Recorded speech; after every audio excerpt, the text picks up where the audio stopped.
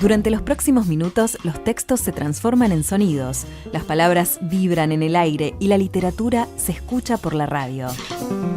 Te damos la bienvenida a Sonoteca UNR, la biblioteca sonora de Radio Universidad de Rosario. Sonoteca UNR. Nos hicimos evangélicos el verano más caluroso del Chaco en años. La media la siesta en Pampa rondaba los 47 grados a la sombra. Del monte habían bajado unos mosquitos enormes, magníficos como bestias, gordos como el pulgar de un pie, que con cada picadura nos arrancaban pedacitos de la piel.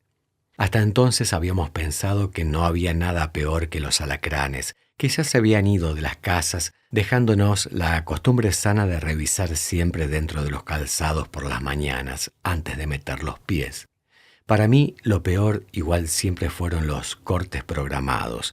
Ser puto en el interior del interior, sin cable o internet, es la soledad más definitiva.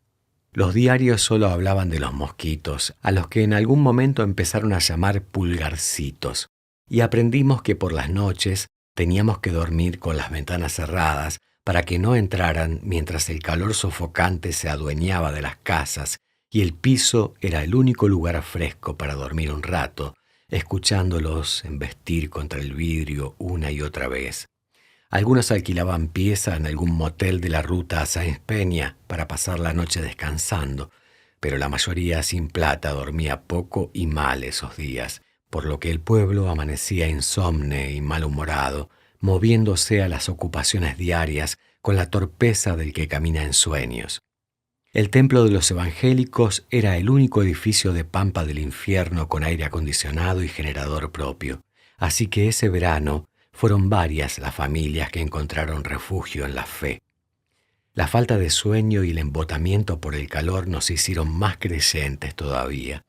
Al único que no le cayó tan bien esta nueva religiosidad popular fue al padre Antonio, que persiguió al pastor Mario por las calles durante días, acusándolo de hereje y de haber hecho caer sobre Pampa la cuarta plaga de Egipto. Una plaga había, hasta ahí reconoció el pastor, pero la habían atraído los supersticiosos, las putas y los invertidos. El pastor Mario repetía esto todas las semanas en el templo y mamá se conmovió tanto que prometió tirar todas las estampitas de San Cayetano, del Gauchito, de la Virgen de Satanudos y de la Gilda que había en la casa. Un tiempo después las encontré, húmedas y escondidas en una caja de zapatos en el fondo del modular. Capaz tanto nuestro Señor no se anda fijando, y al final mamá siempre necesitó más de los favores en la tierra que el cielo después de muerta. La familia de mi primera novia, la Connie, también se había hecho fiel ese verano, y fue el mismo verano que la Connie y yo terminamos. O mejor dicho, que su madre terminó conmigo. Los 15 de la Connie habían sido un par de meses antes, una fiesta divina para ser fiesta de pueblo, y una siesta mientras la Connie se bañaba, fui a la pieza, saqué el vestido del armario y me lo probé. Tenía unas flores de tela con muchos volados en el busto porque la Connie era chata adelante, y a mí me fascinaban. Los dos éramos bastante parecidos, flacos, altos, de caderas estrechas y buen culo, así que me quedó pintado. Estaba buscando los tacos debajo de la cama cuando entró la mamá de mi novia, doña Roxy. «Ay, mijo, usted no cambia más», dijo, y me prohibió la entrada a la casa. «Usted no entiende, doña Roxy. Las mujeres tienen suerte porque pueden usar mucha ropa distinta. Nosotros solo tenemos pantalones y camisas». Fue lo último que le dije a la que había sido mi suegra. Yo creo que después se habrá arrepentido porque el siguiente novio de la Connie, cuando se enteró que le ponía los cuernos con el amigo, le dio una trompada a la pobre que le bajó 2 dientes y le partió una muela. Con lo lindo que sonreía esa guainita.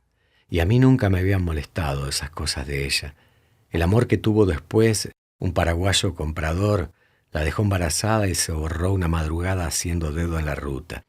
Doña Roxy se murió hace 1 año, así que volví a tomar teres en lo de la Connie. Le cuento del profesorado y ella me dice siempre que yo fui su mejor novio. Para cuando terminamos con la Connie, los pulgarcitos eran lo único de lo que se hablaba en Pampa, que a la noche atacaban a las vacas en bandadas y las dejaban todas chupadas y flacas, que había salido un repelente con aceite de oliva pero que era muy caro, que a un bebé de los ranchos de la ruta se lo habían comido de a pedacitos durante varias noches hasta que solo quedó un poco de pelito entre las sábanas revueltas, que la secretaria de salud se estaba ocupando y pronto nos iban a evacuar a todos a Sáenz Peña. Hasta se llegó a decir que solo lo frenaba el agua bendita, y para desgracia del padre Antonio, la iglesia fue saqueada una noche de febrero. Siempre pensé que el rumor lo había iniciado el pastor Mario. Uno de esos días de finales del verano, el pastor me llevó aparte para charlar por una preocupación que le había traído doña Roxy. Que si yo era un invertido, fue la pregunta. Que si yo soñaba con morir de sida a los 30, o si en el mejor de los casos quería llegar a viejo solo y amargado, sin hijos ni pareja que me cuidaran. Le pregunté si me estaba dando a elegir, porque antes que viejo en Pampa prefería el sida, aunque estaba seguro que los mosquitos no nos iban a dejar solos, que mi sueño de verdad era ser la reina del algodón, no se lo dije nunca. ¿Para qué? Que yo tenía que saber que me estaba condenando por mis pecados, me dijo también, y me mandó a casa sin el perdón de nuestro Señor, que ya era más suyo que mío. El verano siguiente nos preparamos mejor. En diciembre los jóvenes salimos por primera vez a cazar pulgarcitos por el monte antes de que se les ocurra bajar. Íbamos en grupos, algunos con escopetas de aire comprimido, pero la mayoría llevábamos unas redes de malla metálica bien finita que nos preparaban las mujeres los sábados en el templo. También empezamos a fabricar unos repelentes caseros con solo 2 cucharadas de aceite de oliva, y aún así el olor a aceituna se te quedaba pegado a la piel y entre los dedos hasta después del segundo baño. El Hernán me pasaba a buscar en la camioneta para ir al monte los domingos. A veces volvíamos con picaduras violentas por toda la espalda, los muslos y la entrepierna, pero como el Hernán había sido profe mío de historia, mamá decidió preguntar poco y rezar mucho. Los pulgarcitos no hacían diferencias entre santos y pecadores.